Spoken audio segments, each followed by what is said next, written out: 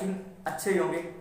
तो जो आज का अपना नया टॉपिक है that is all about Murphy, यानी कि आप अगर कंपटीशन की तैयारी कर रहे हो, नर्सिंग फील्ड के अंदर नर्सिंग ऑफिसर की तैयारी कर रहे हो, तो आपने ये नाम कहीं ना कहीं किसी ना किसी बुक के अंदर, नोट्स के अंदर या डिजीज कंडीशन के अंदर सुना होगा मर्फी।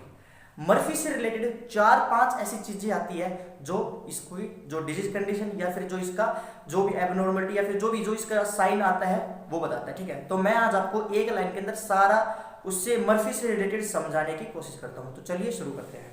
जो अपने पास में मर्फी है, मर्फी सबसे पहले उठाते हैं आई, यानी कि मर्फी आई क्या होती है। देखो मर्फी आई जो होती है ना, जैसे ये होती है अपने पास में ईटी ट्यूब होती है, ठीक है। तो ये एंडोट्रैकियल ट्यूब जिसे कहते हैं, तो यहाँ पे एक छेद पाया जाता है, होल पाया जाता है, that hole is known as Murphy eye. इसका फंक्शन ये होता है कि एंडोट्रैकियल ट्यूब यानी कि जो मुंह के द्वारा ट्रैकिया के अंदर डाली जाने वाली tube that will help to give the ventilation to the patient and also give complete oxygen to that patient which is endotracheal tube। उस एंडोट्रैकियल ट्यूब के एंड के ऊपर एक छोटा सा होल होता है, छेद होता है, that hole is known as Murphy eye. उस मर्फी आई का फंक्शन ये होता है कि वो सीक्रेशन को कम करने के लिए हेल्प होता है, यानी कि जो एंडोट्रैकियल सीक्रेशंस होते हैं उस सीक्रेशंस को रिड्यूस करवाता है, प्लस में उसको कोगुलेट होने के अंदर जो एंडोट्रैकियल ट्यूब होती है उसको भाई बीच में रुकावट ना आए उस ट्यूब के अंदर, दैट प्रिवेंट्स दिस क्या आई। देन उसके बाद में सेकंड होता है अपने पास में which is मर्फी आई के बाद में that is Murphy chamber. what is that? Murphy chamber, ठीक है, याद रखना आसान है, समझ में आ जाएगा। मर्फी चैम्बर यानी कि किसी पेशेंट को ब्लड ट्रांसफ्यूजन हो रहा है तो बीटी सेट का नाम तो आएगा ही सर। बीटी सेट होता है, एक होता है आईवी सेट, एक होता है बीटी सेट। तो जो बीटी सेट का जो चैम्बर होता है जहां पे खून टपकता है धीरे धीरे, उस चैम्बर को मर्फी चैम्बर कहा जाता है। मर्फी चैम्बर जो इसका साइज होता है 40 mm का होता है। याद रखना क्वेश्चन पूछा था कितना साइज होता है, 40 mm होता है। पौंडीचेरी के अंदर पूछा था शायद, जिम्पर के अंदर सॉरी, तो उसके अंदर पूछा गया था ये कौन सा 40 mm का। और आईवी सेट होता है, इसका साइज 22 होता है mm का, ठीक है। तो ये होता है आईवी सेट, ये होता है बीटी सेट, 40 mm का इसका साइज होता है। देन तीसरे नंबर पे आता है मर्फी चैम्बर के बाद में that is Murphy sir tried. क्या आता है? Murphy tried. मर्फी ट्राइड किसके अंदर आता है सर? मर्फी ट्राइड आता है, एक डिजीज होती है that is known as appendicitis.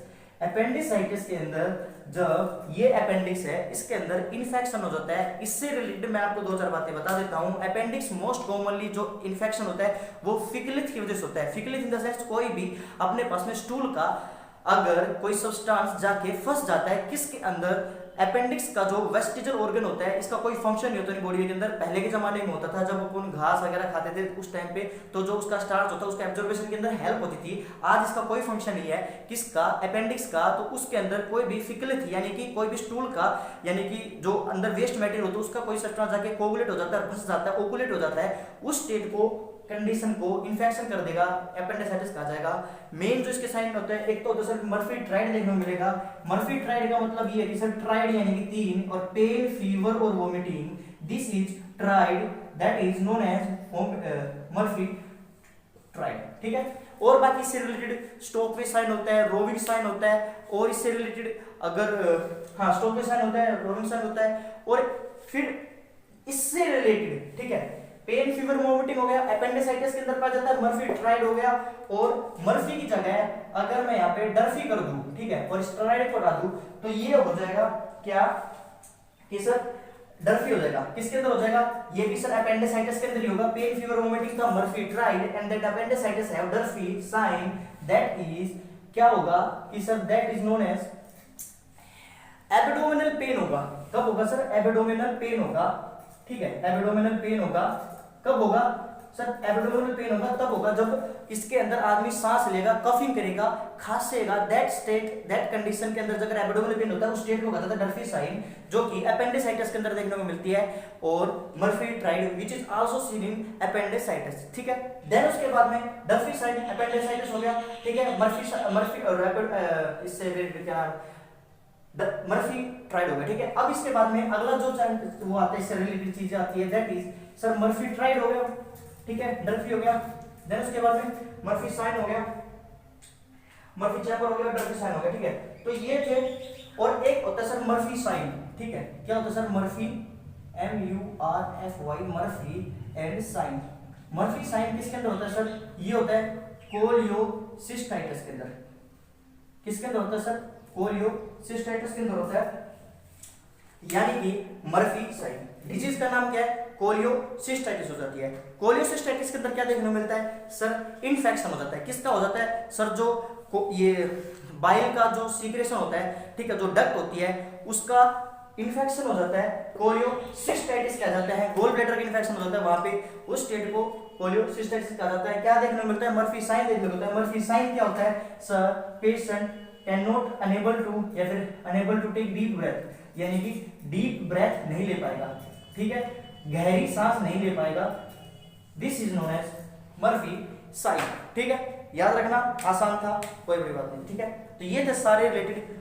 Murphy आई पाया जाता है किसके अंदर, ईटी ट्यूब के अंदर पाया जाता है। देन मर्फी चैम्बर पाया जाता है बीटी सेट के अंदर, ठीक है, जो 40 mm का होता है। देन 30 नंबर पे सर मर्फी ट्राइड पाया जाता है, पेन, फीवर और vomiting which is in appendicitis के अंदर। एंड सेम मर्फी से रिलेटेड डर्फी, जो कि भी अपेंडिसाइटिस के अंदर पाया जाता है, जिसके अंदर पेशेंट को पेन होता है, ठीक है, कफिंग के दौरान पे।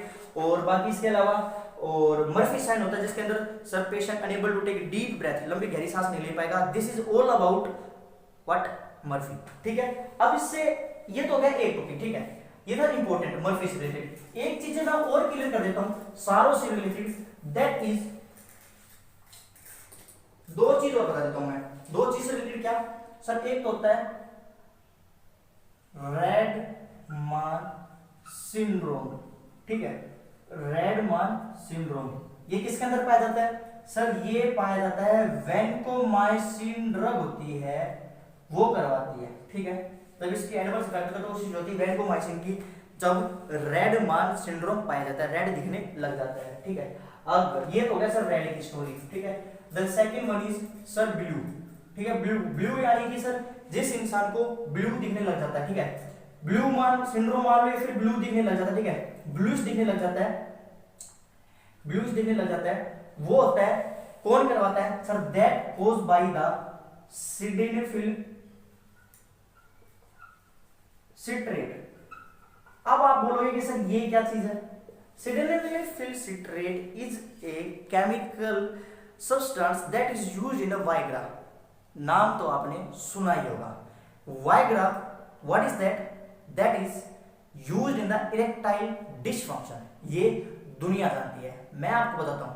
जब अपने पास में हार्ट फेलियर हो जाता है, हार्ट काम करना बंद कर देता है, तो उस टाइम पे पीछे पल्मोनरी कंजेशन हो जाता है। उस पल्मोनरी कंजेशन को रिलीव करवाने के लिए समटाइम्स सिडेनेफिल सिट्रेट का यूज किया जाता है। और the third which is also used in surrogacy, यानी कि कोई मदर मां नहीं बन पाती है, उस मां के नहीं बनने की वजह से अगर वो किसी और मदर को अपना बच्चा देती है, भाई आप मेरे ओवा लेके और फिर भाई आदमी का स्पर्म लेके और फिर उसको जोड़ दिया जाता है वहां पे, तो वो जो सरोगेसी वाला जो पूरा सिस्टम होता है, फिनोमेना होता है, उसके अंदर जो यूज किया जाता है, क्या सर सिडेनेफिल सिट्रेट का यूज किया जाता है। ये आपको पता होना चाहिए। ये जो वाइग्रा के अंदर यूज की जाती है, सेक्सुअल पावर को बढ़ाने के लिए यूज की जाती है, वो आज यूज की जाती है, वरना जो उसका स्टार्टिंग के अंदर यूज आया था that is related to that, ठीक है। याद रखना, कभी भी सिडेनेफिल सिट्रेट के साथ में आपको निफिडिपिन यानी कि वैसोडाइलेटर ड्रग्स, यानी कि जो ये वैसोडाइलेटर होते हैं, सिडेनेफिल सिट्रेट वेसल्स को डायलेट कर देती है, वेसल्स के अंदर डायलेट हो जाएगी, यानी कि जो पेनिस होता है, पेनिस के अंदर जो मसल्स होती है स्पोंजियम वगैरह, तो वो क्या करती है, उसके अंदर जो प्रॉपर अमाउंट ऑफ वैसोडाइलेशन हो जाएगा, तो प्रॉपर अमाउंट ऑफ ब्लड जाएगा, और ब्लड जाएगा तो वो और अच्छी तरीके से इरेक्ट होगा और वो सस्टेन रहेगा, लंबे समय तक इरेक्शन रहेगा। तो उस इरेक्शन को मेंटेन करने के लिए that drug which is used that is sildenafil citrate, ठीक है, तो ये था किसका mechanism of action, sildenafil citrate का, किसके अंदर, इरेक्टाइल डिसफंक्शन के अंदर, which is very important for the point of view examination point of view से, ठीक है। देन उसके बाद में तीसरा जो आता है दैट इज सर येलोइश, यानी कि सर येलोइश देखने लग जाता है, किसके द्वारा येलोइश या फिर ग्रीनिश जो दिखता है, which is by the sir digoxin, ठीक है।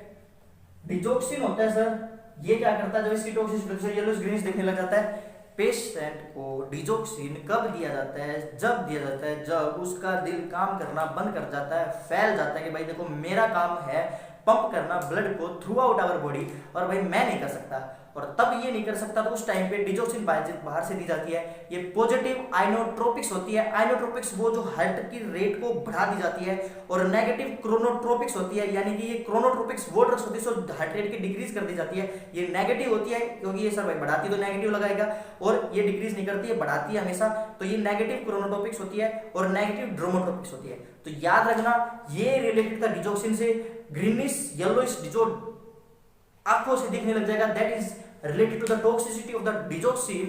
It is a drug that is used in heart failure के अंदर, and इससे रिलेटेड इसकी जो टॉक्सिक लेवल है सर 1 से 0.5 से 2 नैनोग्राम तक इसकी नॉर्मल थेरेप्यूटिक डोज होती है, और 2 से ज्यादा होते हैं साथ में टॉक्सिसिटी हो जाती है सीरम के अंदर। तो इससे रिलेटेड सारी ये बातें थी। आई होप कि कुछ आपको नया सीखने को मिला होगा, कुछ समझने को मिला होगा, और अगर आपको कोई कंफ्यूजन है, कोई किसी टॉपिक से रिलेटेड समझ में नहीं आ रहा, तो आप प्लीज मेरे को कमेंट करके बताइए। मेरे इंस्टा पे मैसेज कर सकते हो, मेडिकल साइंस नाम से मेरा इंस्टा पेज है, तो वहां पे बता सकते हो। वीडियो को पूरा देखिए कीजिए, और जिन्होंने भी अभी तक मेरे को सब्सक्राइब किया है उनके लिए तहे दिल से धन्यवाद। आपने बहुत सपोर्ट किया है अभी तक, और आई होप आप आगे भी करेंगे, और पूरी वीडियो को देखा कीजिए कि आपको टॉपिक कंप्लीट समझ में आए। और मिलते हैं अपनी नेक्स्ट वीडियो के